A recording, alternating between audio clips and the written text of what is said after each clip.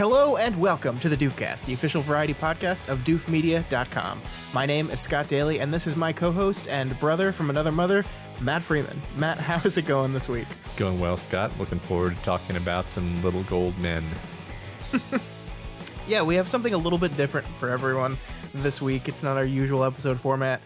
First, Matt and I are going to talk about Sunday's Academy Awards. We're going to go over the awards that I got right, the awards that I got wrong, and the show in general. And then, magically, Michael's going to appear, and Michael and I are going to talk about the new Netflix show, Umbrella Academy. You haven't gotten a chance to see that, Matt, so I will disappear. We're going to kick you out, and we're going to talk about Umbrella Academy. There will be a spoilers and non-spoiler section of that show. For those of you that haven't watched it yet, we'll have some stuff to say about the show generally.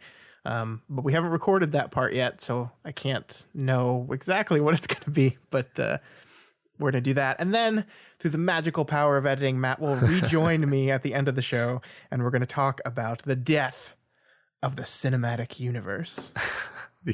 The end of the universe. Indeed. You know what's going to be a real treat for everyone is that this right here is me hearing who won the Academy Awards, because they didn't watch the show, and I didn't really pay attention to who won things. I think I found out through Twitter who won Best Picture, but I literally don't know any other winners. So through Twitter exploding. Yeah, right. All right, so let's jump into it then. Let's go right into the Academy Awards. Okay. So we've been talking about this for a while. We had our whole preview last week, and we've been talking about the different news around the awards as it was coming up this year. The Academy was trying a lot of new things this year, Matt. First, they were going to have their best popular picture. Then they decided not to do that. Then they were going to only have 2 of the 5 nominees for best song play at the awards. Then they walked that back. Then they hired Kevin Hart as a host, and people dug up some bad tweets he had, and instead of apologizing, he just quit the show and kind of doubled down, which was a weird thing to do. And then the Academy said, fine, no host. And then Kevin Hart apologized after doing that. Yeah, and then I don't understand why he did it that way, but whatever. And then they had their whole controversy with they were going to show 4 awards. They were going to do them during the commercials, and then people freaked out, and they reversed that. So the stage was set for this to be a clusterfuck of a ceremony. Yeah, of unprecedented proportions. Right. Like worse than accidentally reading the wrong name for Best Picture. Is where we were heading. That happened. And it turns out, Matt, it was just kind of fine. Yeah. It was just the Oscars. I mean, it was just pretty normal. It felt like the show moved along at a pretty good clip. It was 3 hours and 15 minutes long, which was over they were really trying hard to get the awards less than 3 hours, but they didn't. Every attempt they tried to do that was rebuffed by the public. So it's 3 hours and 15 minutes, but it moved. I didn't miss hosts, really. I didn't miss it at all. Yeah. That's always a high variance proposition. You stand the possibility of getting somebody really cringy. That's definitely happened before. Right. Yeah, they had Tina Fey and oh god, why am I blanking on all these women's names? I'm not going to be able to help you here. Well, the problem is it's Amy Poehler. Okay. The name that popped into my head for Amy Poehler was Leslie Knope, which is her character in the show.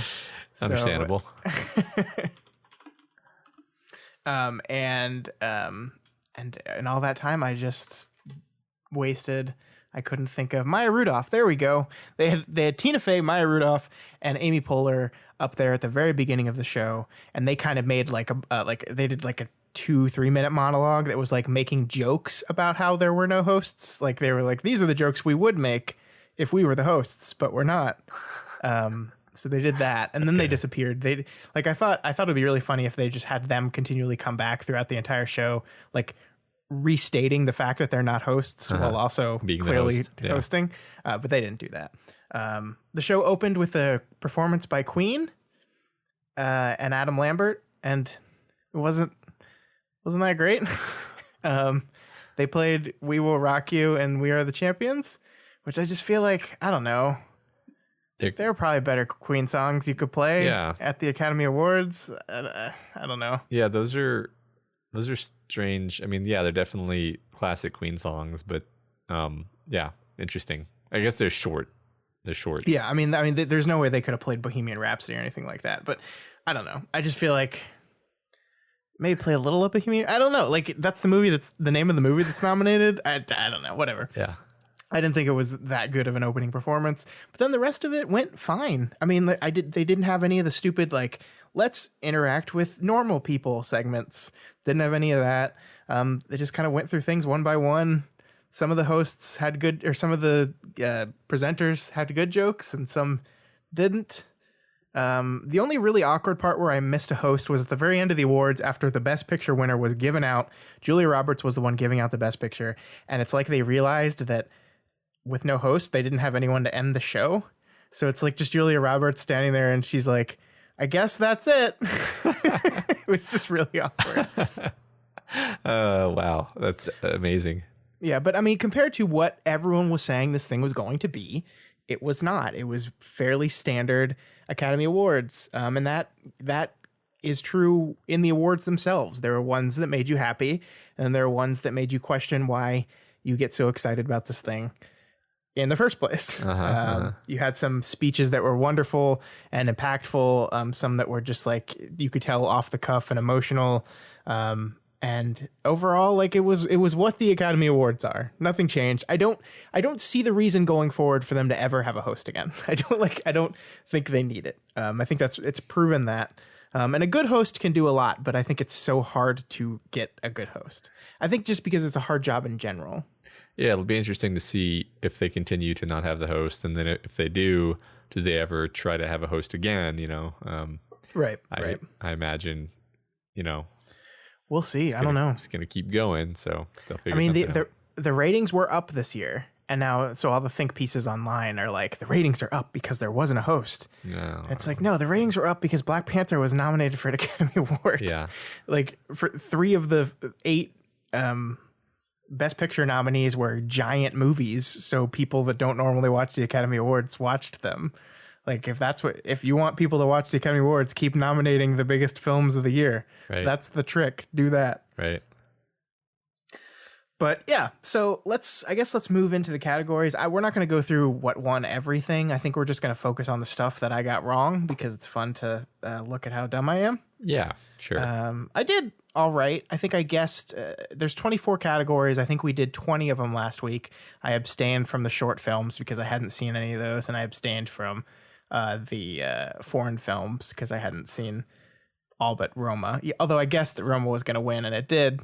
So I don't know. That counts. Yeah, that counts. I did 21. 21. All right. That counts. You know, I was jokingly, maybe 40% jokingly thinking that next year I'm going to make my own picks, but they're just going to be based on my cultural knowledge and having seen trailers instead of having seen the movies, because I feel like you can usually tell if a movie's the kind of movie that the Academy is going to vote for just based on the trailer. So it will be funny if I actually do well just based on trailers. So remind me in a year that I said that.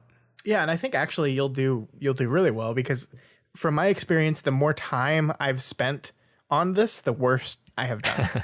I think the more you learn about how the Academy operates, the worse you do on these kind of things. I think that's just the way it works. Yeah, I mean, I think Best Picture is one actually where I could have potentially guessed that and just been like, well, yeah.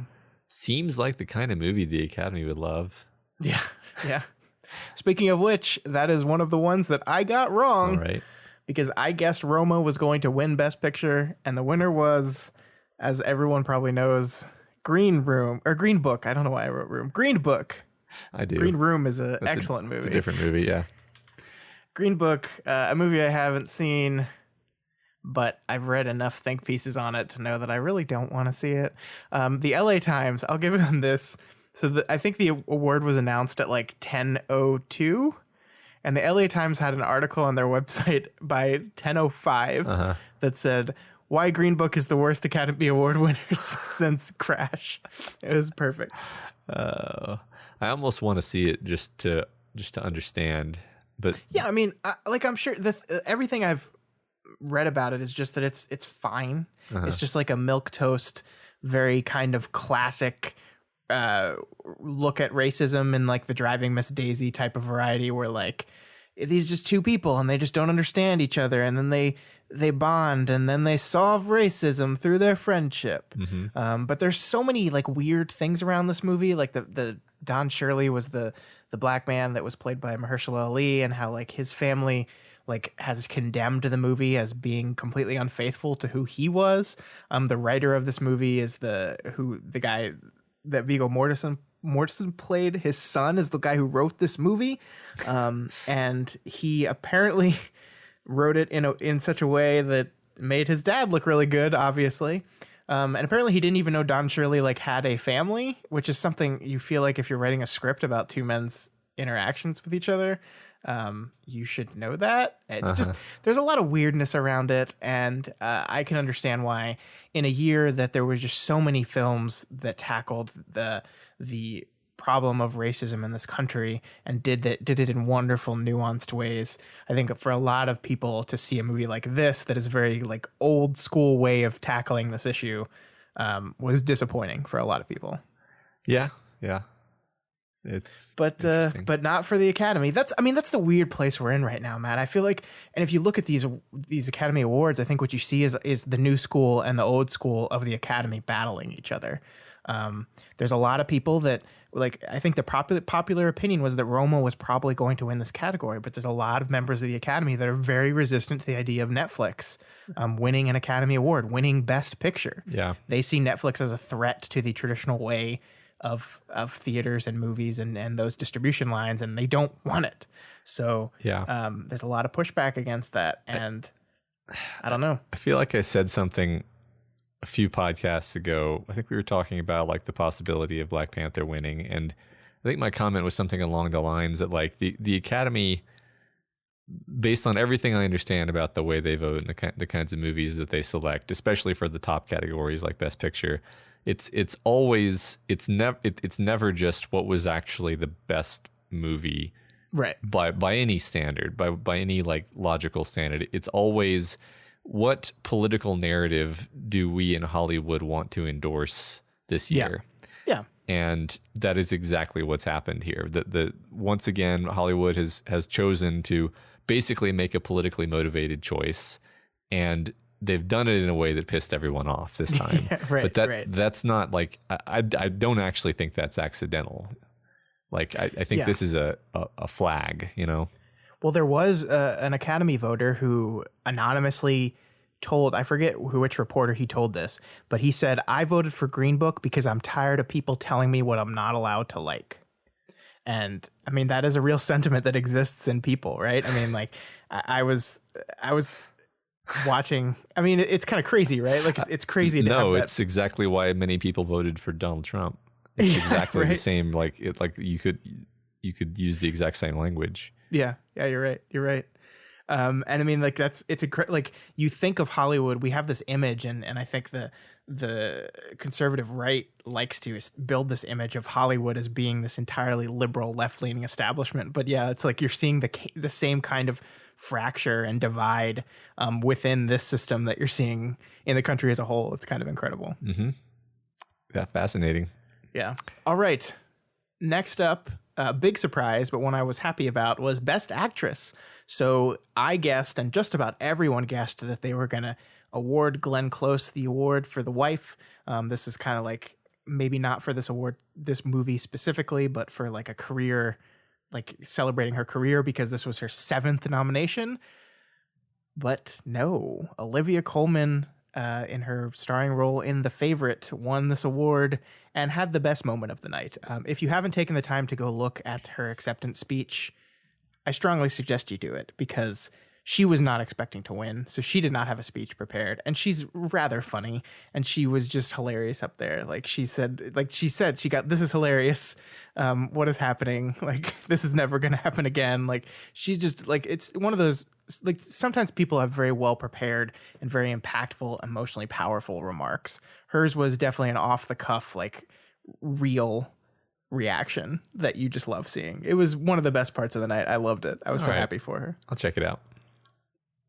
And bummed for Glenn Close, who hopefully 8 is her magic number. Yeah. Yeah. I mean, it's, as they say, it probably feels good just to be recognized. Oh, yeah. Well, and the thing I was talking to my wife about this, that like the thing that's going to happen now that's good for Glenn Close is there's a lot of producers out there that are going to be emailing her this week. That's like, let's get you your Oscar. And they're going to get her in a movie. Yeah. Like it's like, we this can't stand. Let's get you. So she's going to get roles because she lost, which is, I mean, that's good. That's good. Yeah. Yeah. Sure. I mean, 7 Academy Awards says something too. Yeah. Or I mean, nominations. Right. Yeah. All right. Original screenplay. I thought this was going to go to The Favorite. The Favorite did not win anything except for Olivia Colman's acting award. It won nothing else. I thought it was going to win this, but it didn't.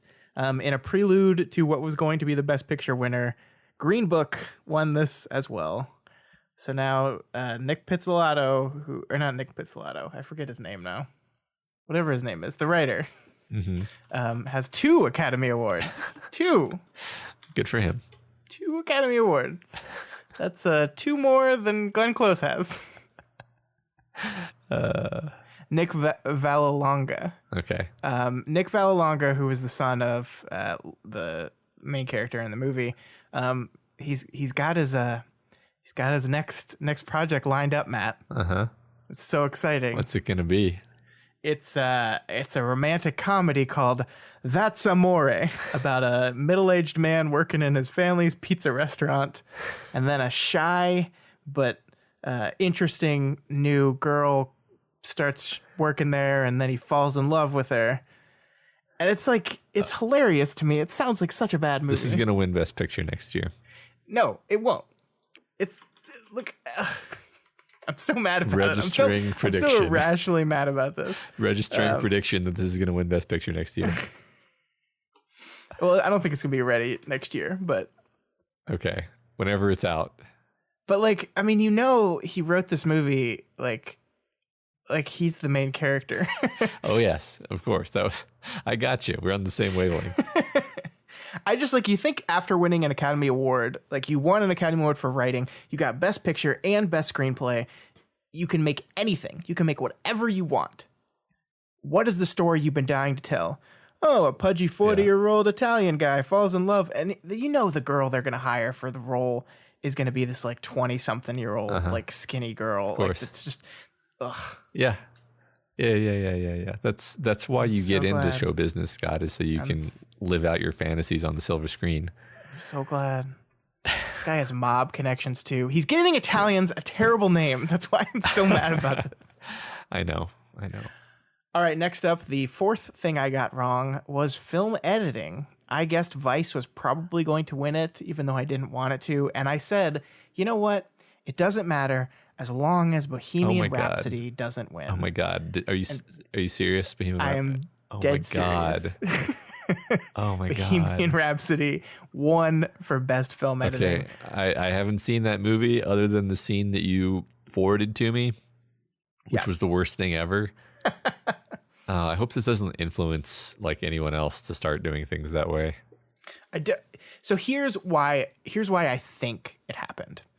We don't know this for sure. This is speculation, but word on the internet, I was going to say street, but we don't go outside anymore. Word on the internet is, so Bryan Singer was fired from this movie near the very end of production, and they brought a new director in. However, it seems like most of the work of saving this movie at all was done in the editing room. So this editor had to piece together, 3/4 of the movie under Bryan Singer, the last 1/4 under the other new director, whose name I'm blanking on right now. He's the guy directing the Elton John biopic that's coming out this year, ironically. But he had to come in and finish it. So this editor had to take these 2 different pieces of the movie and build the movie himself without a director directing him. He had to do it all by himself. Okay. So yes, the editing of this movie is dreadful. It's terrible. But I feel like this was a editor's like giving credit to their buddy who had to do a lot more than an editor would normally have to do in this situation, who really, the only reason there was a movie to be completed was because of the work of this editor. Yeah, okay, that's interesting. That slightly redeems it in my mind, I guess. Yeah, I'm still not happy about it, but Yeah. I understand, like, because part of you is like, how could you look at this movie and be an editor and vote for it? And that at least is a narrative that I can understand. Right. All right, so the next three, I think those were all the big surprising ones. The next three I got wrong. Original score, I said Black Klansman was going to win. Black Panther won this one instead. It was a pretty good night for Black Panther all around, Matt. It won costuming and production and score, so it's not bad. Yeah, that makes sense. I'm happy. I'm actually happy with it winning all of those. Like it kind of, it deserves it. It was well done. Yeah. Mm-hmm. Yeah.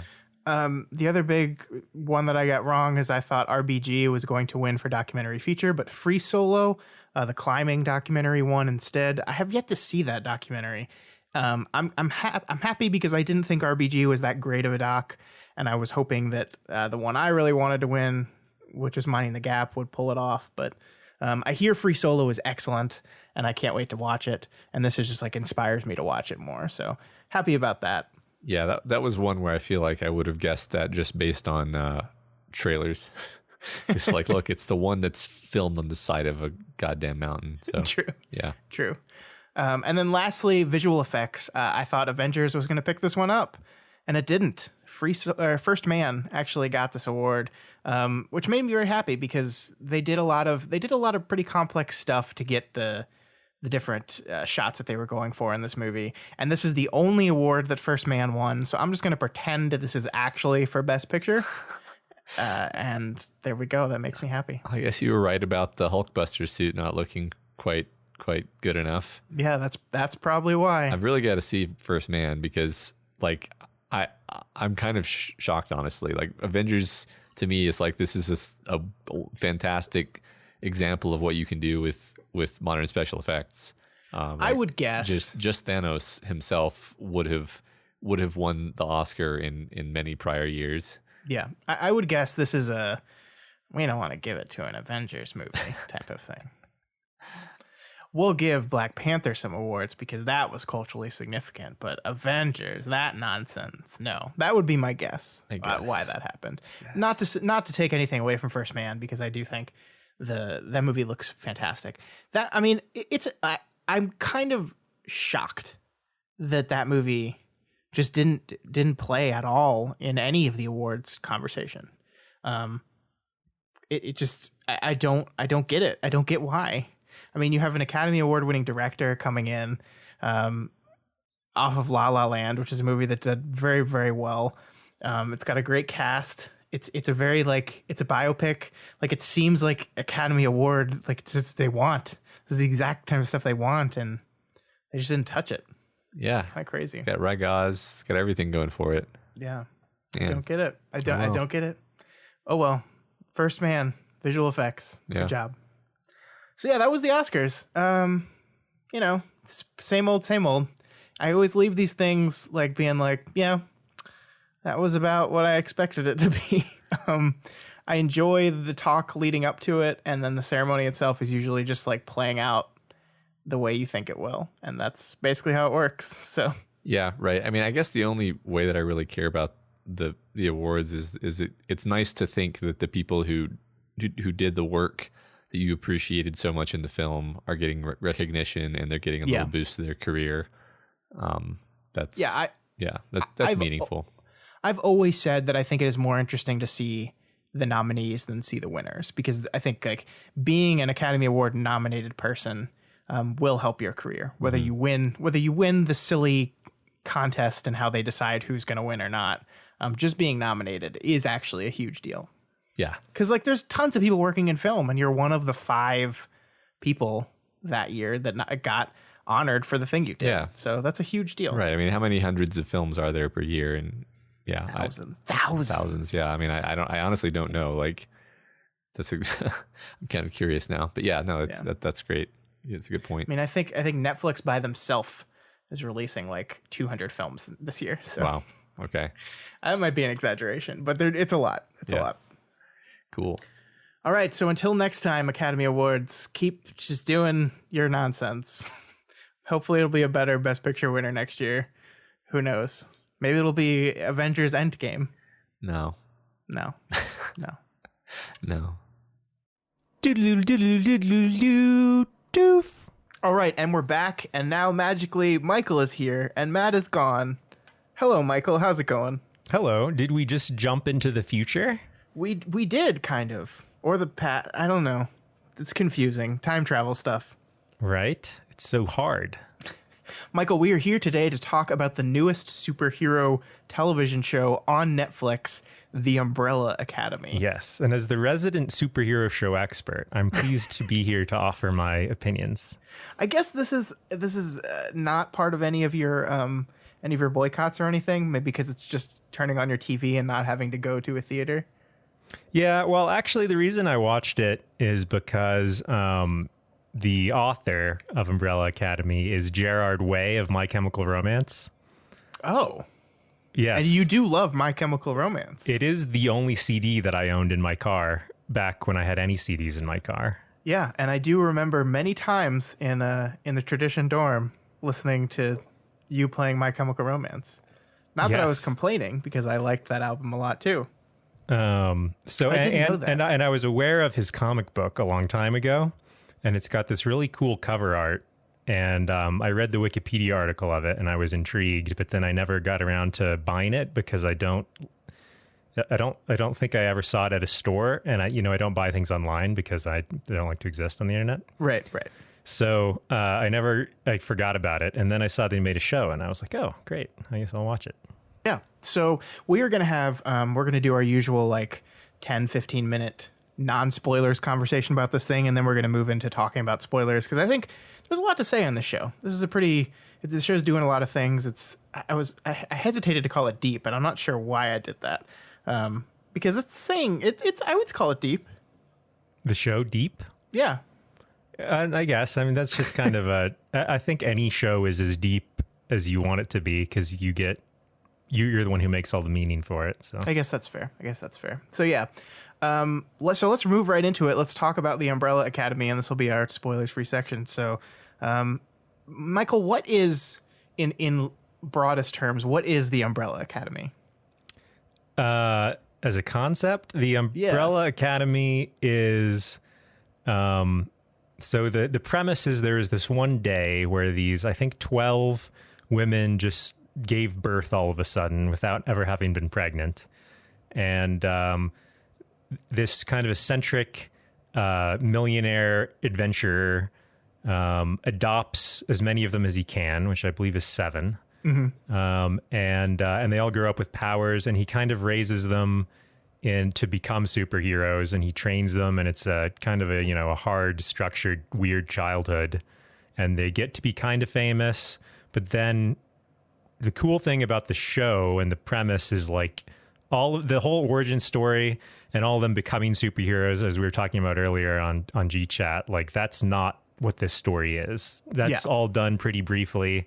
This is now all of these superheroes as adults, and they all have kind of their issues from this weird childhood, and they've all grown apart. And at the beginning of this series, they all get, the very first thing that happens is they all get a note that their adopted fathers died, and that brings them back together for under mysterious circumstances, and things start to occur. That's a great summary, Michael. I liked it a lot. Thank you. Well, so I think that is the strongest thing about the Umbrella Academy, is that it's the premise. Yeah, it's a very intriguing premise and setup. Yeah. So what was your like overall opinions, spoiler-free opinions on the show as a whole, these 10 episodes? Well, it's kind of like what I was just saying. Like, I think the premise is really cool. It's got a lot of cool ideas. It had a lot of potential that I don't really feel like paid off hugely. Like, there were a lot of cool things that I thought worked all the way through, but I wouldn't, if I was going to recommend it, I wouldn't necessarily like recommend it to someone, I guess, unless they were already interested in this type of thing. Interesting. Yeah. What about you? I liked it. It has what I'm calling the Netflix slump, which is just like halfway through, it just kind of treads water. And there's a specific episode in this show that literally accomplishes nothing that we'll talk about in the spoiler section. Yeah, I think I know what you're talking about. And so that's something I see in like all Netflix shows where it just like, it's like the concept, they realized the concept didn't have enough for 10 episodes. So they like just had some they just added some padding. Yeah, I kind of think there could have been enough if they just thought a little harder. But yeah, I mean, I think there's different ways that they could explore different things. But it's interesting because also that is familiar. Like there was also like one completely stupid throwaway episode in Stranger Things season 2, if I recall. That is true. Yeah, it's becoming a tradition to put in a decoy episode. Yeah, that's true. The thing that I liked most about the show, I liked the characters a lot. I like I'm sitting here looking at the poster and it does, a pretty good job of just visually setting up what makes each of these characters unique and distinct. And the show takes its time to show how they all have their different problems, all stemming from their childhood and the resentments they still hold towards the way they were raised. And what's cool about them is their powers aren't like random. They're kind of symbols. They're kind of figuratively significant in terms of like who the character is and what their like major malfunction is. Yeah. I mean, it's very, I guess, kind of wormish in that, parahumans-esque in that regard. Yeah, that's true. Yeah. And there's all these cool little details like Space Boy, who has the body of a Martian gorilla. Yeah. Yeah, I mean, like, I don't think it's too much of a spoiler to talk about the pilot a little, because I actually think pilots are such weird things, right? They have so much work to do in such a short amount of time, because you have to establish the world and then get to a status quo. And I think this one has to do like more stuff, especially because not only are we introducing 7 different characters, but we're like as you said, we're skipping right over their origin story. We're just showing you just enough of it to understand what it was, and then saying, okay, but that's not the show. And it was done in a cool style. It was done in kind of like a series of unfortunate events, Roald Dahl, whatever kind of style, with like the weird monocle wearing gentleman who seems like he's from another era, and like all of the nannies pushing all the different strollers behind him. It's a cool, I think the first episode was probably my favorite one, just because of all it accomplished, and how and the setup of all of these people coming back because of a funeral. And the title of the episode is "We Only See Each Other at Weddings and Funerals." Yeah, it's all cool and appealing, and there's a lot of mysteries that are introduced. Yeah, and I mean the central through line of this story that is all of these people dealing with their shit. They're all people, and they're all broken people in some way, and they're dealing with that in their own kind of way, and it all comes together. I guess that's part of the problem I have, is I don't think it comes together in a satisfying way. Right. I don't think each of our characters reach like a conclusion, in a clear conclusion in their arc, and I'm trying to be as vague about this as possible. And that's, most likely because there's very clearly going to be a second season of this, and maybe even a third, and it's going to be a continual thing for a while. So they don't want to do everything. But I kind of wish that this season had a singular storyline to it, kind of. Yeah, I mean, it kind of did. There was definitely one focus. Right? Sure, yeah. And it's all, I guess that's a spoiler. Well, no, I mean, like the pilot, like the concept of the show is the world's going to end in 8 days. Right. That's introduced in the pilot, right? Yeah. So that's a pretty strong focus. Sure. Which is good. Yeah, but people aren't very focused on that focus, despite the severity of it. It is the character 5, who is the time traveling one of the 7, who is now a child because he traveled through time to the future, saw it, got stuck there, and then traveled back and somehow got stuck in the body. And that's an awesome thing for the first episode too, by the way. It's like, okay, a bunch of them come back. We know there were 7, but only 5 of them show up at the funeral. Yeah. And they talk about like, oh, Reginald never gave up hope on 5, and there's a picture of 5 on the mantelpiece, and they have the flashback where one day his power is that he can teleport in space and time, and Reginald won't let him try to go in time, but he's really cocky and he's like, I can do it. And then one day he just like decides to go out and do it. Yeah. And it was cool the way they did it too, because he just like, he kind of like does the hand thing, and suddenly he's like walking through the streets, and if it's a clearly different time and everything's still really happy, and then he does it again, and he just like keeps going forward because he can do it. And then like all of a sudden he's in the apocalypse, and he's like, whoa, what? Yeah. What happened? And then it shows he's stuck, and that's a great idea for characters. Like, yeah, he went forward in time, but then he got stuck in the apocalypse, and he spent 30 years there trying to get back. Yeah, and then we also learned 6, which is Ben, is dead at the start of the show. We don't get told how he died. We just know he's passed away. And his power was that he has monsters from other dimensions under his skin. Yeah, like we see him once when they're kids. Like they do show flashbacks of them actually fighting crimes as kids, and we see like him lift his shirt up and just tentacles come flying out of it. And there's a creepy statue of him in the courtyard of the house, which is cool. Yeah, the aesthetic of the show I really enjoy. Yeah. I really like it has a very specific tone to it. You were talking about like it's kind of weird. It is Wes Anderson in some ways, but not in others. Some of the like cinematography, I guess, seemed very Wes Anderson-y. Like when they were doing the scene that I know you really liked, where they were all dancing to in sort of the dollhouse shot, and they're all dancing in their respective rooms to that song. And the shot pulls out, and you see like the front of the building's been sliced off, and you see them in their individual rooms all dancing. Yeah, that's my favorite scene in the show, in the whole show. Everyone dancing to I Think We're Alone Now, and that's in the very first episode. It's in the pilot, and it got me hooked on the show. Just the tone, the emotion there of each one of these family members. They've all come back. They're all sitting under the same roof, and they're dancing alone to I Think We're Alone Now in their own respective rooms. Even the monkey is dancing, or at least tapping his feet. Yeah. And like that mixed in with just this general like open mystery kind of premise was like, wow, I'm in. And it mostly kind of lets me down from there. And it's not to say I didn't enjoy the show. I will watch the second season of the show when it comes out, but I just never felt like it lived up to the premise.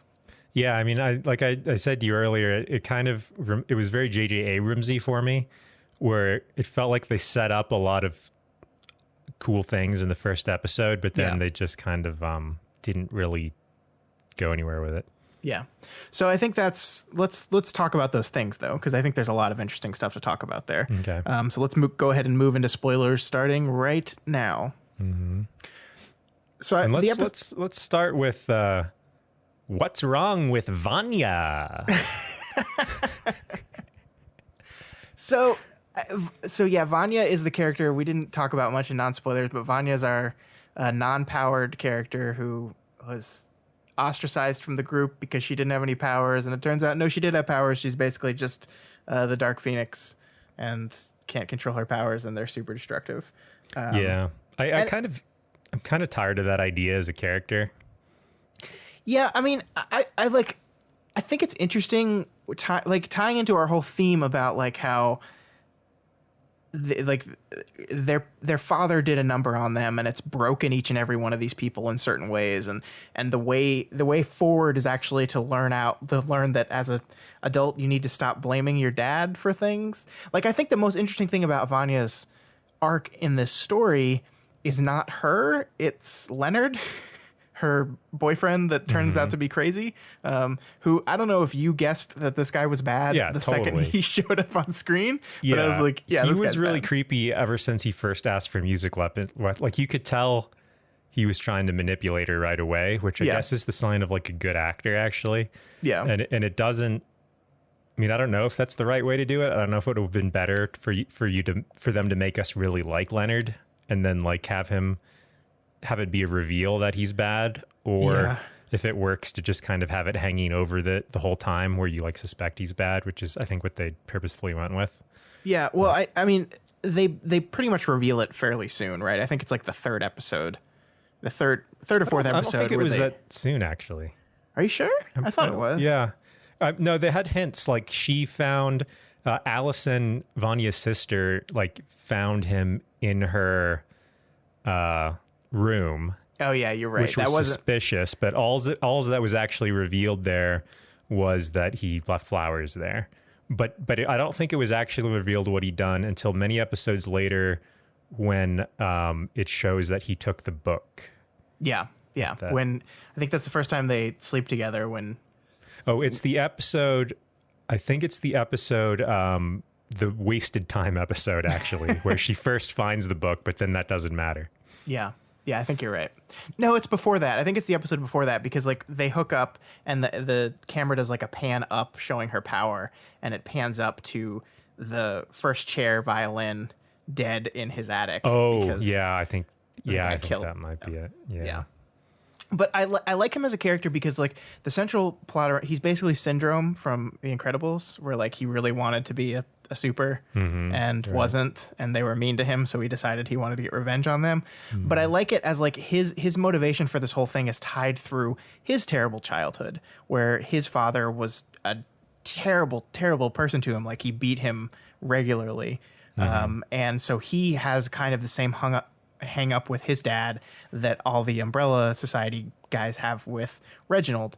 And through him, I think we show if you do not get over this hang up, it will destroy you. I mean, that's kind of like he's dead by the end of the episode. Right. Yeah, I like that. And I thought his backstory flashbacks and so forth were interesting. Yeah. But I kind of like, I didn't really buy what he was trying to do, or it wasn't really clear exactly what he was trying to do. Like, I guess he just wanted Vanya to kill her family. I guess so, yeah. He just wanted someone else to hate her family as much as he did. Yeah.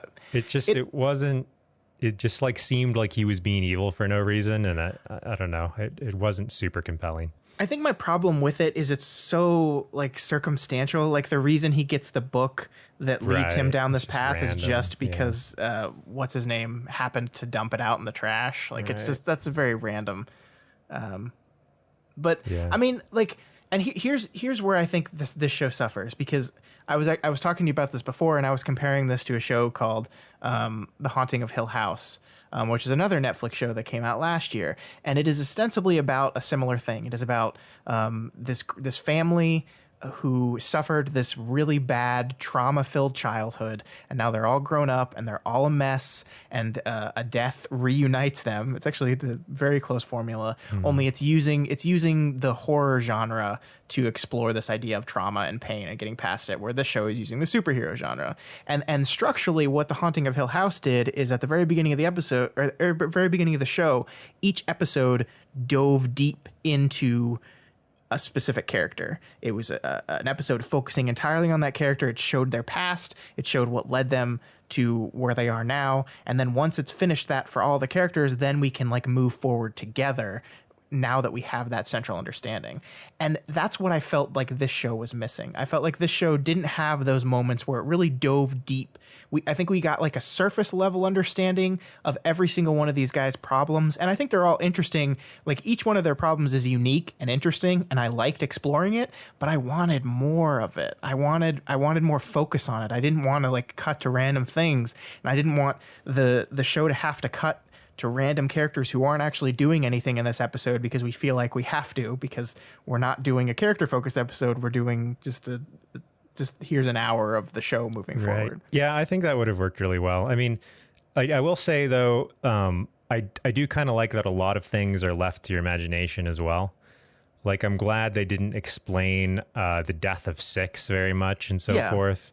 And like I some of the kind of like they did like the backstory of Space Boy in like a 5 or 10 minute intro to one episode, which is like he wakes up, walks down the hall, looks in the rooms of his brothers and sisters, and none of them are there because he's the last one, which is a cool way of showing that.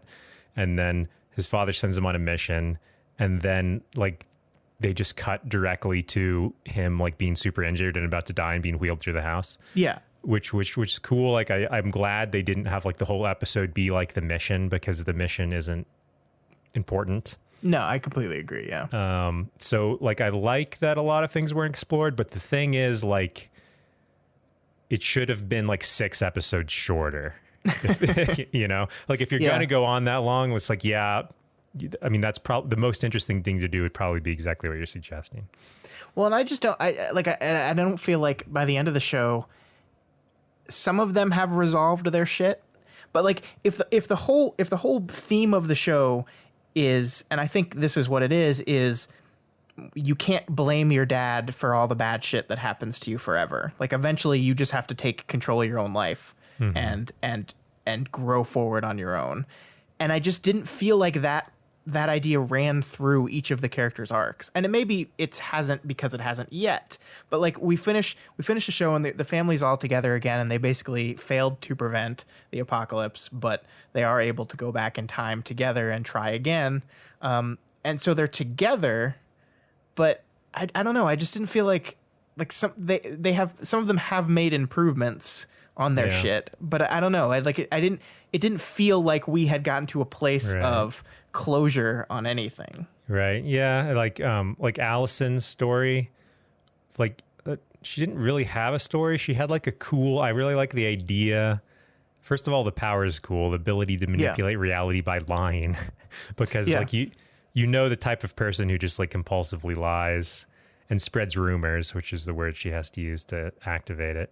And it's cool that, you know, at some time in her past, like she was using it on her daughter to like make parenting easier. Yeah. Which is like a cool messed up thing. But like by the time the series starts, she's already like realized it's bad and has stopped using her power. Yeah. But I mean, the interesting thing about her is like you obviously know, the show never tells you, but it's very heavily implied that basically every good thing that's happened to her in her life is a result of her power. Right.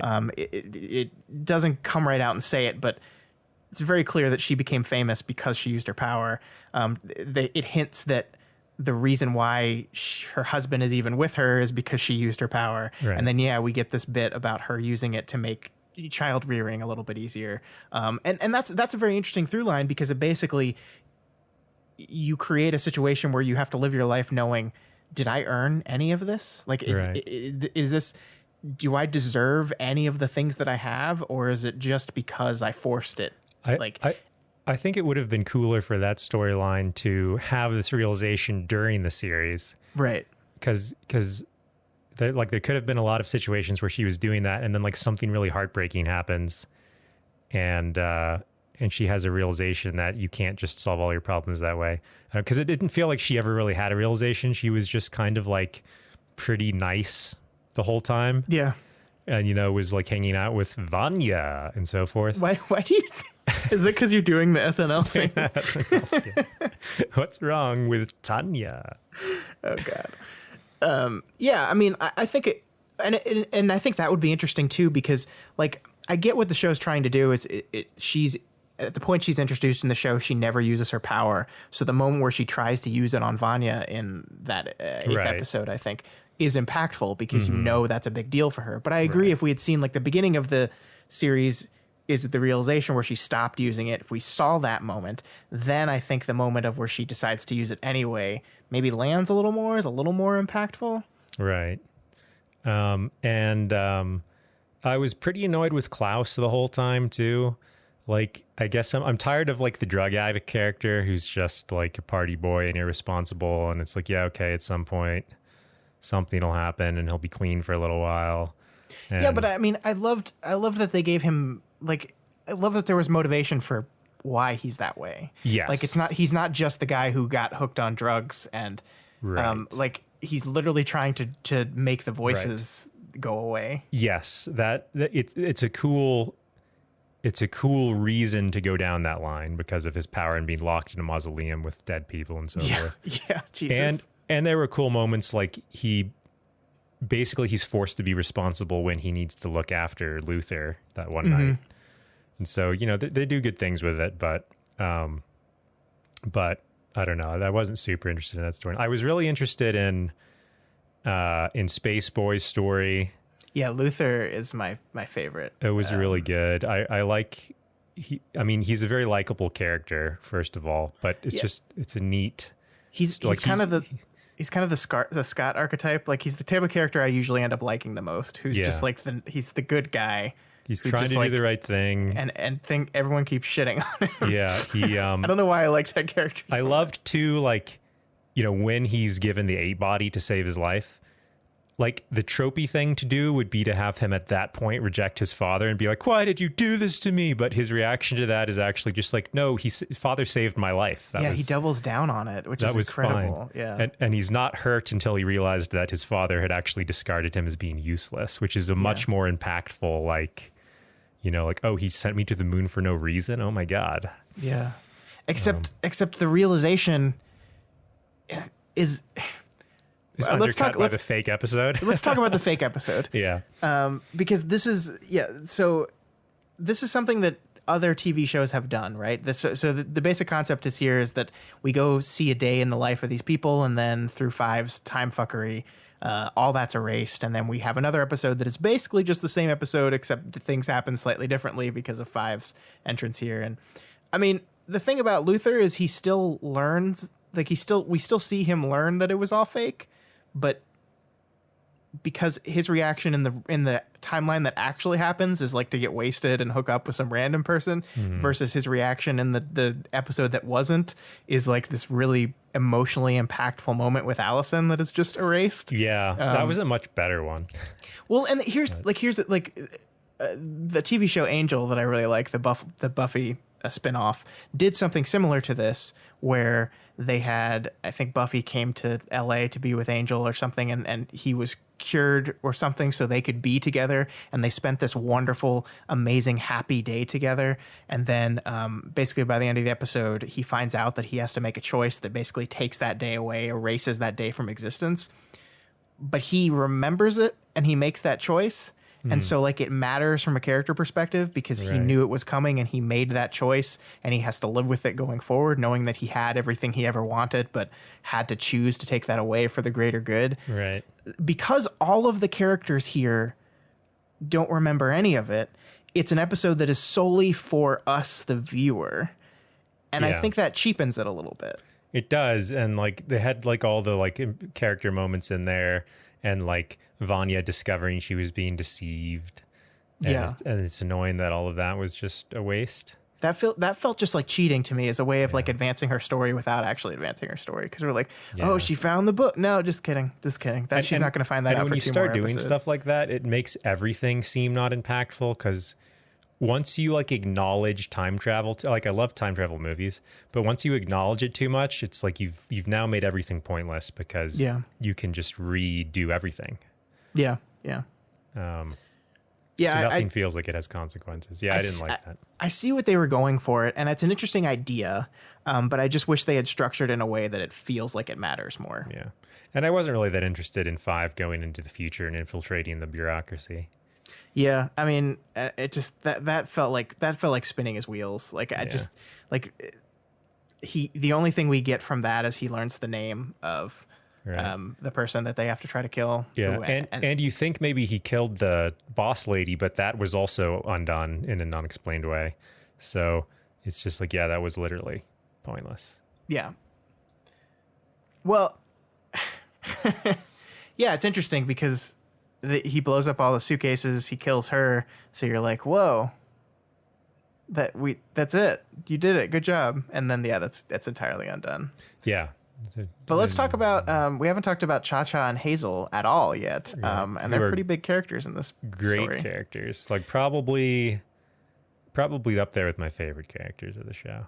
Yeah, and I agree, and I don't want it to be that way because I want the story to be about this family, but these characters are just so much more engaging. But I like it that I guess Leonard would be the villain, but these two are the antagonists for most of the series. Right. Yeah. And, but I like it when the antagonists are like characters. They're not just,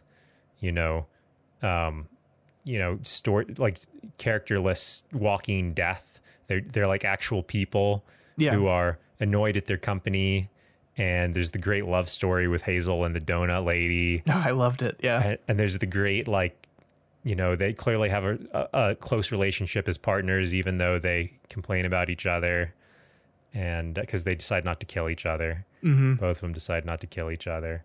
And Cameron Britton is the guy who plays Hazel, and he you watched Mindhunter, right?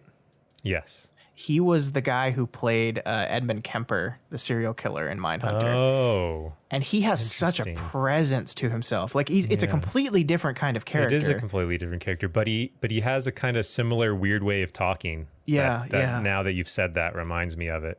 Yeah, and I loved it too. I loved like he just like, and Mary J. Blige is Cha-Cha, and like she's not my favorite, but I think it works. Their dynamic works really well. Right, like she played it like Cha-Cha seemed like really uptight. Yeah, and she played that really well, and she played the like not killing him well, but then like you could see.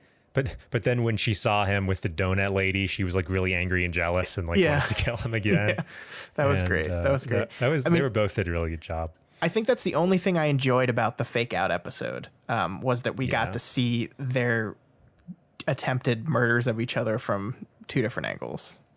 Yeah, but they could have done that in the same episode too. Sure. Yeah. No, I agree. Yeah, I'm definitely not excusing it, but yeah, I mean, cool. I like that a lot. And then when he comes back at the end and offers to help, but yeah.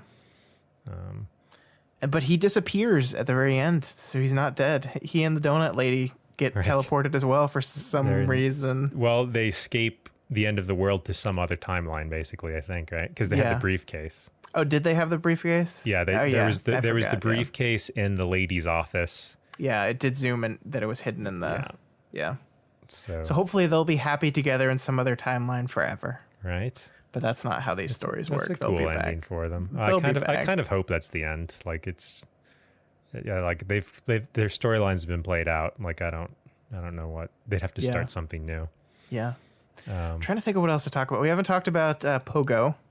We haven't talked about Pogo. He's not really like a character with an arc. He's like the cool chimpanzee like sort of caretaker. He looks really good for a television show. Like that CG is pretty good. They're getting pretty good at doing things with hair. Yeah. And I was pretty devastated when Vanya killed him. Right. Even though like, he doesn't have a big arc, but like he's so nice to everyone. It's kind of like when you kill the dog. It's like, no, don't do that. You can't kill Pogo, the chimpanzee. I know. That's so rough. Like he's just like, like you could tell he feels so guilty for everything that he was forced to do. And he feels bad about all of it, but he doesn't know what to do to make it better, and then he just gets well, and it's also like stabbed. He was friends with Reginald, and he understands. Like clearly, Reginald like knew a lot of this was coming and was like planning for all these things. So it's like, you buy it anyway. Yeah. And I liked the robot mom. Oh, I loved Mom. That was great. Like I was thinking because you were going through all the kids, which ones you did and like didn't like, and I was thinking to myself, I was like, I didn't like Diego that much, but then I was thinking about Diego's relationship with Mom, right? And I was like, no, wait, I loved that. That was amazing. That was really good. I liked the helping with the stuttering. Yeah. And then the helping with the stuttering while he was disabling her. That was sad. God, that was heartbreaking.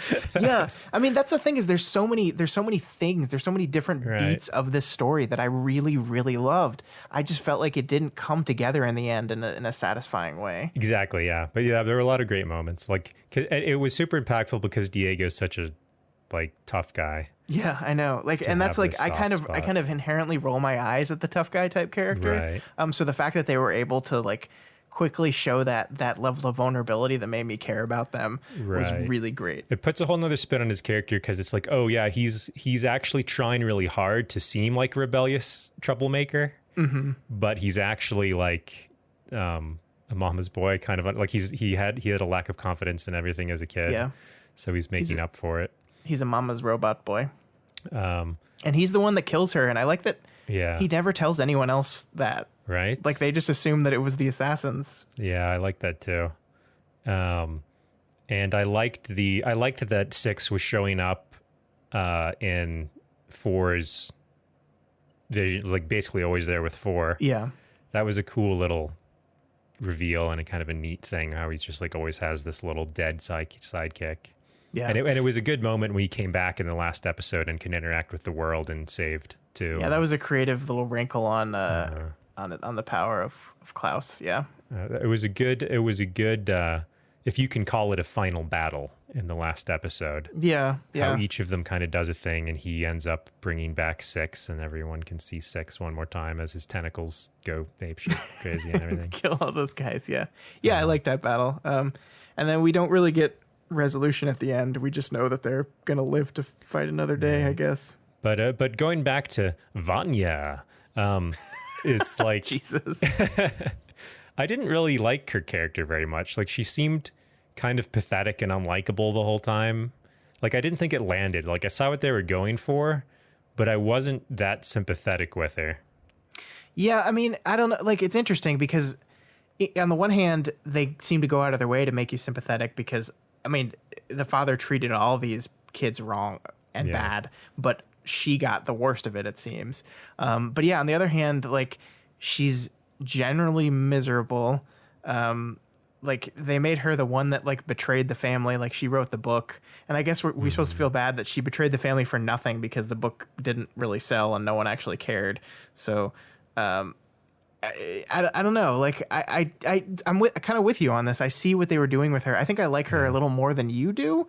I mean, another I like Ellen Page a lot. Yeah, so I that's like a big part of it. I like Ellen Page, but it just didn't work. And I think part of it is that she doesn't really have any agency in this.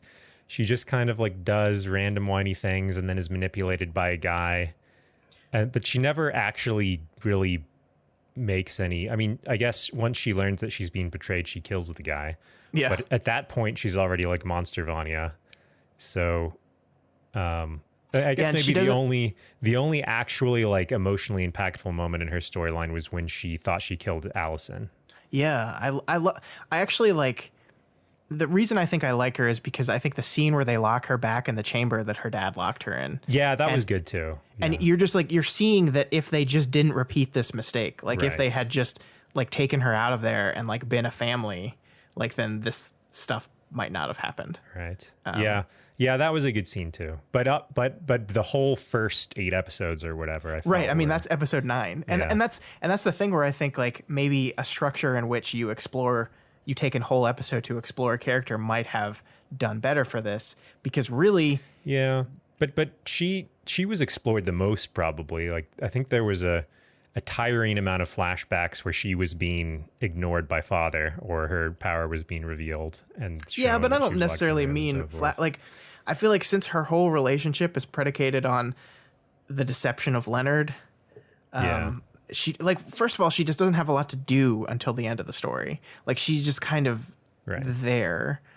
And yeah, I mean, I think you're right. It's just that she's very passive, and that sucks. I mean, I'm trying to think of how I would have done it better. I think she should have been involved in the end of the world story. Yeah, I mean, she was, but in the like mystery of it, like Five talked to her at one point, right? And then they kind of made it seem like she was going to be, like, at the end of the pilot, Five goes to her first, and tells her before anyone else this is what's happening, and it's almost like a sign of respect, like that he thinks she's the one that is most able to handle this news. And then the very next scene of the next episode, she like is doubting him again, and he just says screw this and leaves, and you're like, oh, okay, well, I guess we're done with that.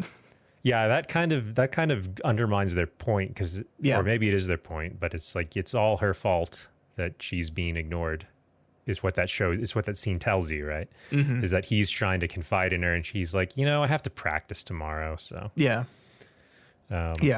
so it kind of makes you not really like her that much right away, I guess. I don't know. Yeah. I'm interested to see where the show goes with her from this point on. I don't know. Like I said, I haven't read the comic at all, so I know nothing about this.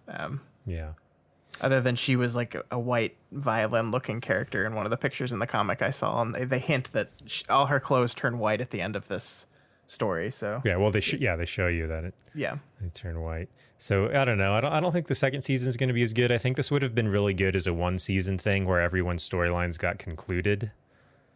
But I guess I'll probably start watching the second one anyway.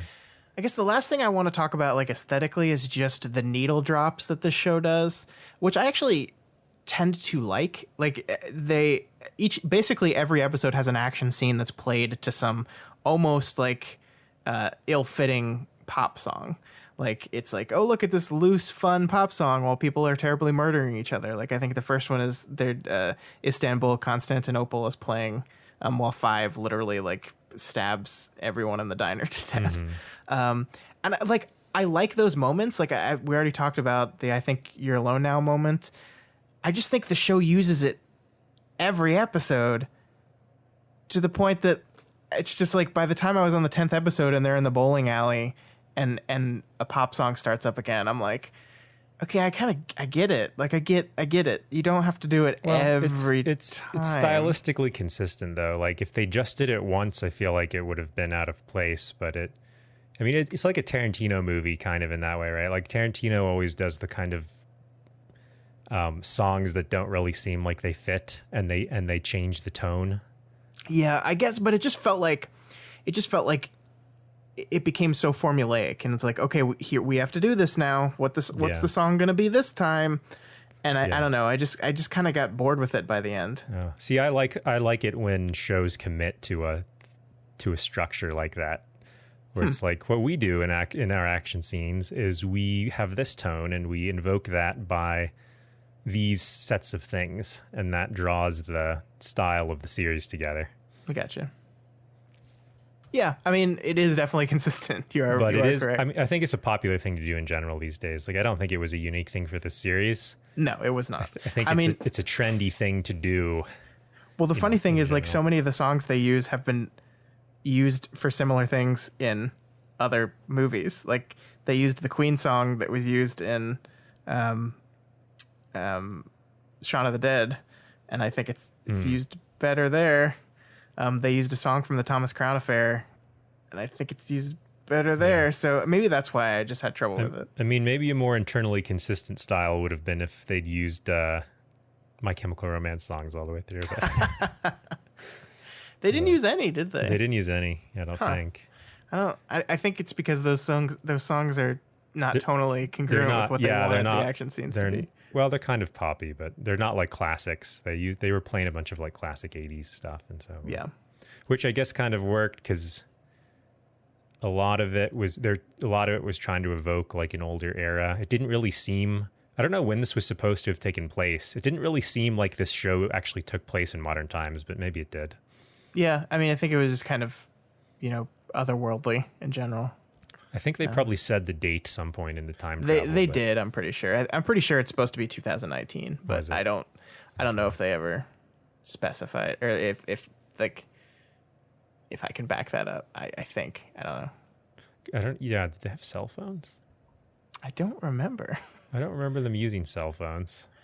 Hey, one of the last things I want to talk about is sometimes this is a really clever show, in that the funeral scene when they're all standing around. And everyone's got umbrellas above their head. And Klaus has the pink frilly umbrella. And Diego is not using an umbrella at all because he's Diego. I just think it's like little moments here to infuse character into things, right? Like, completely unnecessary. But I liked it a lot. Yeah. And they're kind of things that they don't draw too much attention to because it's just like, it's there if you want to appreciate it. Yeah, because it's the pilot, man. The pilot is the best episode of the show. I think the pilot is incredible. Yeah, I agree. I was pretty excited for the series after the pilot, and I watched it all pretty quickly. It's not like I got bored enough that I stopped watching, but it definitely never was exact at that level anymore. Yeah. All right. Well, anything else you wanted to say about it before we wrap it up? I think not. I mean, I guess I'll say, like, in terms of comparing it to other superhero-y things, that this is the right way to do superhero-y things, where there's really not any extended fights with their powers. I mean, there's a few things where Five teleports around and kills everyone, but the powers all mean something. They're not just like fight tools. They all mean something to the characters, and the point is kind of that everyone has been messed up by their powers. Yeah. And that the powers make them worse. Like Allison's like being able to manipulate people by lying is like encouraging this bad behavior. It's exactly like the parahumans in Worm, like you were saying. Yeah. And that's the right way to do it, is to make the perturbation on the world of the powers be meaningful and also just stylistically interesting. So yeah. I completely agree with you on that. I mean, that's exactly what I want out of these shows, and that's I feel like I think this is the best superhero thing that's been on Netflix. It's definitely better than any of the Marvel shows were. Yeah, I agree. With maybe the exception of Jessica Jones season 1, but I even feel like was just way too long. I think this was better because there was some good moments in Jessica Jones, and Jessica Jones is a pretty good character. But like if you were to like summarize that whole season, it's like that could have been one episode. That storyline, you know. Yeah, that's fair. Yeah. But yeah. All right. Well, that is the Umbrella Academy. Michael, thank you so much. And we're going to go back to that other part of the show. Okay. Bye, everyone. Bye, Michael. Join us next time on What's Wrong with Vanya? Oh, you'll never leave me. No one knows what you're talking about because I don't think anyone knows that SNL. They'll never believe you. Do. Doof. All right, Matt. Let's talk about cinematic universes. Let's do it. So the reason why I wanted to talk to you, so we've titled this segment "The Death of the Cinematic Universe," and that's being a little dramatic. But one thing I had been noticing is that, you know, the MCU did their thing, and over the past 10 years, they've been amazingly successful at creating this interconnected set of movies. We have each of the characters have these individual movies, and then they all meet up in Avengers film, and it's this big event, and they all split off and do their own thing again, and then they come back together, and that's been the thing for the last 10 years. And every other studio has tried to copy this idea of having like a central like cinematic universe that all of our characters we can make movies off of it and then have team up movies. Everyone's tried to do it. How many cinematic universes can you list outside of the MCU right now? I mean, there's the DC EU. There's the now aborted what was it? The monsters, the monsters universe. The dark universe. The dark universe. Transformers was trying it. Transformers universe. There was the one with Godzilla and King Kong. Was that the dark universe still? No, that's different. That's still ongoing, but it's not quite the same thing. Uh-huh. I mean, it is kind of, I guess, but it's a little different. Yeah, that's all I can think of. Yeah. Well, they're all gone now. Okay. The reason why we're talking about this today is because today the head of Warner Brothers was in an interview with the LA Times, and they said that the upcoming slate with Shazam, Joker, Wonder Woman, Wonder Woman 1984, and Birds of Prey feels like we're on the right track. We have the right people and the right jobs working on it. The DC Cinematic Universe isn't as connected as we thought it was going to be 5 years ago. You're seeing much more focus on individual experiences around individual characters. That's not to say we won't at some point come back to the notion of a more connected universe, but it feels like that's the right strategy for us now. So DC, Marvel's big competition, has basically given up on the idea of the DC EU. They are, of course, going to continue to make movies, but the idea of it being a big cinematic universe in which characters come together and there are group films, that's over. That's done. And that's really the last of them, the last of the people trying to do this outside of Marvel, giving up on it. Yeah. Well, and this is interesting to me. Well, I mean, but like, I think Marvel has kind of been quietly hinting at this idea that when Endgame comes and goes, that they're going to kind of move away from that type of storytelling as well. That they're going to focus more on exploring individual movies and characters, and there might be some team up things going on, but they're going to shift how they do things. They are going to move away from this thing. So we're seeing like the cinematic universe, the idea of a cinematic universe came onto the scene 10 years ago and it blew everything up and everyone chased after it. No one succeeded. And now it seems like it's just on the way out the door. And it's not like comic book movies themselves are done, but the idea of cinematic universe, the term that we've all come to know and say 700 times throughout the year, it seems to be over. Yeah. I mean, I feel like it's going to be over for now, and then it'll kind of phase in and out over time, because it's kind of how it's always been. You know, like there have been Superman kids since way before Superman movies since way before we were born. There have been Batman movies since before we were born, and then many of them when we were kids, and like several different iterations. They're always iterating on this stuff and changing it and churning it over to see if there's a new angle they can use to shove it down our throats.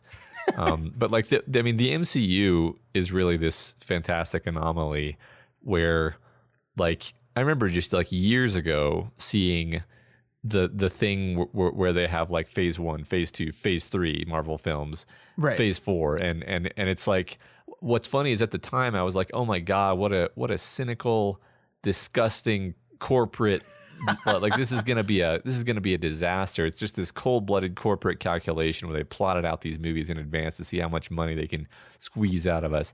And I had it, I don't want to say I had it completely backwards, because there were some really lifeless Marvel movies. Sure. But I had it largely backwards because I underestimated what you could do when you had basically one person and like a coordinated team of people who were on the same page behind the scenes making all these movies, because that's what it was. It was a ship that was helmed by a person / people who were very competent at what they were doing, and they made it work. They sketched out in advance and they made it work. And you know, I think we've talked enough about how awesome Infinity War was and how like it paid off in so many ways. And also like even the other Avengers movies were pretty good. Although I think Infinity War kind of stands above the others. But compare that with all the other attempts at cinematic universes, and it's not even in the same ballpark. It was just like, yeah. Who's in the Justice League? All right, let's start slapping together some movies. We'll make different directors with wildly different and completely incompatible visions be in charge of these movies. And then when we realize what we've done and they start making movies that can't possibly like merge together later, then we'll come in and wildly try to remake their movie out from under them. Yeah. And end up with an absolute abomination of a team up movie. And it's all like foreseeable, right? Like that's what happens when you try to do a long-term complex. I mean, it's like if you're trying to build a bridge, you don't hire like 8 different engineers and tell them to start on different pieces of the bridge at the same time. Yeah. Yeah. I mean, like it's. I think you're absolutely right that the credit for the success of the one time it's worked has to go in the hands of Kevin Feige, who has he's helmed the ship for the entire time. Right. And they did have problems with directors earlier on in this experiment. That's why Edgar Wright left Ant-Man, because they had a vision for an overall look of this thing, and they were not hiring directors to come in and, you know, put your own spin on the character. They were hiring directors to come in and do what we wanted you to. And yeah, I think it was so funny that at the beginning of this thing, I looked at that and was like, ew, like I don't like that's like inherently sounds like not good. But what it did is it created this this through line, this real feeling that these things are connected, this real feeling that if you miss one of these movies, you have actually missed something in this ongoing storyline. And none of the other universes that tried really were able to pull that off. Right. Yeah. I mean, I think that's all there is to it, really. Like, yeah, sure. You could have a DC expanded universe. You could, but you would need to have that kind of like organizational buy-in, right? And put somebody in charge, and then not like yank it away from them if something went wrong. Yeah. Because, you know, again, like the I think toward the beginning of the cycle, like the Incredible, I'm looking at the list of phase 1 movies. Iron Man was great. The Incredible Hulk. Okay. Yeah. Thor not 1. that bad. Thor 1, yeah, forgettable, right? Right. Captain America, the First Avenger, kind of forgettable. Then they had the Avengers. Okay, you've got my interest. Yeah, I mean, it wasn't really until the Avengers that this. I mean, that's not entirely true. Iron Man did very well, yeah. But the Avengers was the movie that they were like, oh, okay, Yeah. we got something here. Right. And then interestingly in phase 2, I would actually say like it's interesting how the best movies in phase 2 were actually kind of off formula. Like Captain America Winter Soldier was, I think some people have called it like no, I forget what some people have It's like called a 70s spy type film. Yeah. It was more of a spy movie than a superhero movie. Guardians of the Galaxy is just doing its own thing off to the side. Age of Ultron is fine. Ant-Man, again, off script, right? It's a weird movie. Yeah. Yeah, I'm not going to go through all the movies, but the point is, like, it wasn't all home runs. So if you're going to do this, you have to actually stick with the plan, even though there's some whiffs at bat. Yeah, I think that's very true, and so it's scary to do. It's like, I mean, we like to go look back and think of this thing as like this was a surefire bet from the beginning, right? Like from Iron Man 1, this was gonna work. Yeah. And it really wasn't. I mean, they took chances. Like, we all forget now, but Iron Man is not a character that most people knew outside of like comic book readers. Right. Like I had heard of Iron Man like tangentially. I had never read an Iron Man comic. I had never really like paid attention to Iron Man. I was really introduced to Iron Man through the Marvel Cinematic Universe. And it's like it's easy to forget how crazy that is. Yeah, no, absolutely. And what I mean, it's funny because it's like, well, Iron Man is the Marvel's Batman. So of course that would be their best hero. but yeah, I agree. Like I had very little knowledge of who Iron Man was, and now of course he's like the star, right, of the franchise. And I mean, that all stems from the fact that they just didn't own their most popular characters. Like I don't think any situation they would have started with Iron Man if they had access to their full suite of characters, but they didn't have a choice. Yeah. But yeah, I mean, the thing that is interesting to me about this is, yes, like no one else has been successful. Marvel is successful, but Marvel is looking at this thing and saying, we should probably get out of this now. Like maybe they've run into the limitations. It's funny because as we're sitting here talking, I just got a notification about a new YouTube video by Patrick Willems, one of the essayists I listen to, and it's titled "The Limitations of a Cinematic Universe." So this is on a lot of people's mind, apparently. Yeah. But it seems like even Marvel's ready to go, let's do something new. Let's explore some other stuff. We did this. We accomplished our goals. 10 years. We told this one story all leading to this Thanos event. Let's do something different now. And I think that's why they're in the lead, right? Because they're willing to look at that and say, okay, we did that. Now what's next? And that's why they got into the cinematic universe thing ahead of everyone else, and everyone was running to catch up. And now they're smart enough to be like, nope, we're going to get out while we're good and go explore something else. Yeah, right. I mean, it makes sense, right? Like, I think they just seem to, like, at the level of the decision makers in their organization, they seem to have an understanding of how all this works, and they're very confidently making the moves. Yeah. And I think it's proof that you can't just copy this kind of thing. Yeah. That just like taking the idea and saying, oh, we can do that, doesn't work. I mean, even within Disney themselves, it hasn't worked. Like when Disney bought Lucasfilm, I think the idea was to kind of do a cinematic universe type thing with Star Wars. Yeah. And they've basically abandoned those plans. Right. And it's not necessarily because of box office receipts, right? Like it's like, with the exception of Solo, every movie has done very, very well.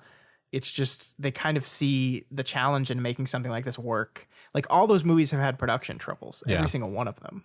Well, yeah, I mean, that's the thing is they've done that weird thing where they're like, all right, Rian Johnson, you can write and direct this, and it's like, wow, like that's kind of the opposite. I mean, they're not making sure that all of the movies cohere to their like corporate vision, which that's the thing. If you luck out and you get a corporate visionary who actually knows what they're doing, then that's great. If you don't, then it's a disaster. And I don't want to take anything away from Kathleen Kennedy, the president of Lucasfilm. Like I don't think it's that she's doing a bad job. I just think Kevin Feige is like a once in a lifetime type of guy. Yeah. Who like I think anyone else is in charge of the ship and it runs on the rocks years ago.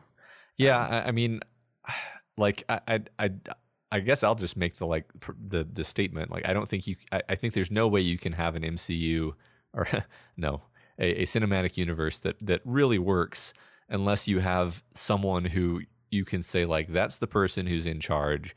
It's their vision, and they actually can say no, don't do it that way because that's going to clash horribly with the vision, or that's going to ruin something in the overall thing we're trying to do here.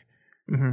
And Lucasfilm doesn't seem to have that. DC didn't seem to have that. Or they kind of did it, but they did it in too much of a like corporate herky jerk manner. So yeah, and I think so many of these companies are like racing to catch up too. Mm-hmm. Like as I mean that's why I think DC failed, is because they were like we gotta get to our big team up movie now. Yeah. Marvel waited years. Yeah. They had like 5 movies I think before they did Avengers. They had time to build up to it. We got to do it now. Mm-hmm. And then you get Justice League, and no one cares. You know, I kind of wonder like if someday we're not going to see the same thing done, but with the X-Men. Like you give each of the X-Men like a movie or two to build them up as an individual character, and then like instead of just like the first movie having all the X-Men in it and that being the team up movie, you build up to it. Like that sounds like the kind of thing where, I mean, it makes sense. Like it makes sense economically because you do the same, like for the same reason that the MCU made sense the way they did it. Because I don't know, why not? I don't know. I mean, Disney's going to own them, so maybe we'll see what Feige has planned for them. That's one thing they're doing, is they've basically said that their post Endgame slate is not going to be announced. Like we were talking about how they laid out their phase 1, phase 2, phase 3, phase 4 plans like years in advance. They've stopped that now. Mm-hmm. So the only thing we know for sure is that there's going to be a Spider-Man movie because we've seen the trailers. They've announced a Black Panther sequel, and there was a Guardians of the Galaxy sequel that doesn't have a director anymore. And that's all we know. That's it. So it's definitely a change in plan for them. And I mean, part of this is because they just don't want to spoil Endgame. They just don't want to spoil what happens in that. And I think they would have preferred that even the Spider-Man stuff would have been kept a secret. But Sony is in control of the marketing on that movie, and Sony's going to do whatever the hell they want. So I think they just kind of were like, we can't stop them from doing that. But everything else, no. Yeah, it's an interesting time, and I'm kind of like. I've enjoyed these cinematic universes. I'm interested to see these different studios explore different things. Like the Dark Universe, instead of trying to do this big connected, like all of our monster movies together, they're just going to go make individual monster movies with these properties. And I'm like, hey, that's cool. That's what I want to see. I don't need to see Jekyll and Hyde together with the Mummy. Just make a good Mummy movie. Yeah. Yeah. I mean, that's I think one problem with cinematic universes that's kind of endemic is, you get the scene where Darth Vader shows up on the ship at the end of Rogue One. Oh, you mean the worst scene in the damn movie? Yeah, and 80% of the audience is like, I know who that is. I recognize that. I got the price of my ticket because Darth Vader was in the movie and he cut people up with a lightsaber, and that's why. And that's the thing is like, that's horrible. And I hate that. But like that's kind of the danger of like, well, if you're doing a cinematic universe, you have to have more, if you want to make a good movie, you have to have more to it than just like, oh, they're in the same movie. They're on the screen together. Isn't that wild? Right. Like that's why Infinity War was so good in my opinion, is that they brought everyone together and then they like took them apart again, and they all had their own adventures independently, and the characters were all true to who they actually are, and where they did play off each other, like the Thor and Rocket Raccoon stuff, it was like perfectly taking advantage of the traits of both of those characters. And great storytelling, leveraging the cinematic universe nature rather than leaning on it for like cheap images that No, I like that. I like that line of thinking that like team up the characters because there's a reason to team them up, not just because we want, look, this movie has this person in it. Right. Yeah. And I think that's the MCU did always build a reason around why all these characters were in the same movie. Right. Even in the original Avengers. Right. Like they built up to it. Yeah, they were relatively disciplined. You know, they'd tease you in the after credit scene sometimes, but they didn't lean on it too hard. Yeah, yeah. Well, yeah, the X-Men are joining the MCU probably now. After the final Fox X-Men movie, it looks like, in Dark Phoenix. So who knows how that's going to change anything? I don't know. It's interesting times. Yeah, I'm kind of wondering if like the Spider-Man movie will end with some kind of like mutants reveal. Yeah, that would be interesting. I'm curious, like, I probably not, but it would make me very happy to see like a post X-Men Dark Phoenix stinger that like sets up an MCU thing. Yeah. Like I don't think that can legally happen because the buyout's not done yet. Yeah. Like they don't actually own them yet, and that would be two companies agreeing to something before a deal is done that I just don't see legally being able to happen. But it certainly would make Dark Phoenix worth it for me. Yeah, that would be fun. I probably won't happen, but yeah, that'd be fun. Yeah. All right. Well, long live the cinematic universe. Yeah. I'm glad DC's trying something different, because their movies, when they haven't been trying it, have been good. Yeah. I mean, there have been many good Batman movies. Maybe we can get back to just making Batman movies. Just like a Batman movie? No way. Just a That's Batman ridiculous. movie about Batman. I mean, yeah, there've been some good Batman movies. We can do it. We can do it, people. Yeah. All right. Well, that is all we had for you guys this week. If you have any opinions on anything we talked about on Umbrella Academy, that was a great conversation on that, right, Matt? Yeah, I liked the part where they pulled out all the umbrellas. Yeah. If I had to guess, I would say that's probably like the best talk we've ever done on this show. Yeah. Oh, yeah. Oh yeah, you weren't. Sorry, my joke was at your expense. Oh, the joke is that I haven't recorded that part of the podcast yet. Yes. Editing, woo. Magic. Yeah. So if you have any opinions on Umbrella Academy, on the state of all the cinematic universes, the universe of cinematic universes, or this year's Oscars, let us know. You can reach out to us via email at doofmedia@gmail.com or over on our Twitter account @doofmedia. Yeah, and if you're not already subscribed to this podcast or any of our other feeds, we encourage you to do so and ensure you never miss an episode. You can find us on iTunes, Stitcher, YouTube, Google Play, and pretty much anywhere else podcasts can be found. And if you like what we do here and want to support us, consider becoming a patron of Doof Media. Head on over to patreon.com/doofmedia and pledge $1 a month or whatever else you can afford to help ensure we keep growing and keep making new content. Also, please consider rating and reviewing us on Apple Podcasts. Every review helps us get more exposure and introduces new people to the content that we make here. All right, guys, we will see you all next week with another episode that I don't know what it's going to be yet. It's going to be great. It's going to be great.